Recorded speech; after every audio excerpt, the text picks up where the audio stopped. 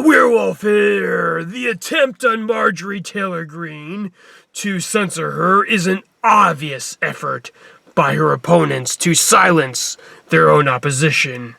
Why, she's being demoted for believing in conspiracy theories by the same people who would send you off to Syria to fight someone else's civil war for them on the basis that they're weapons of mass destruction over there, just like they did with Iraq. You know, I hope that I'm proven wrong, but I do think that another Syrian war campaign is on the agenda, on the table. You know, no congressman who hides under a chair from unarmed protesters is qualified to send you off to war. Well, unless you count selfie sticks as the weapon of choice of the protesters.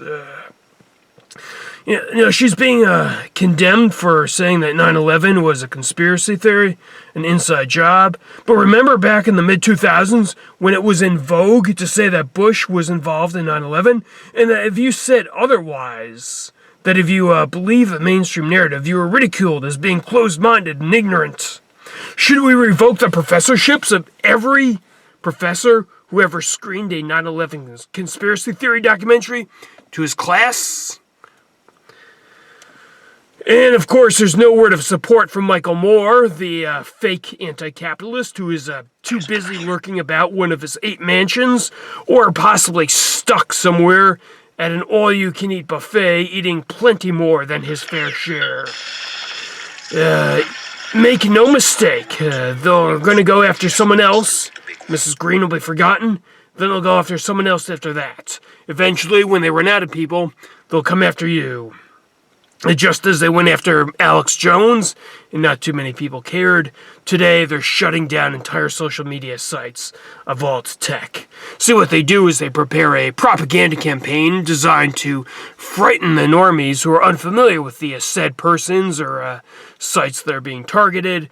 And if the truth ever comes to light about the fake accusations, it's too late and all is forgotten. But the real problem is, in condemning someone for being a conspiracy theorist, is that there is no perfect, all-knowing arbitrator of what is true and what isn't on this earth.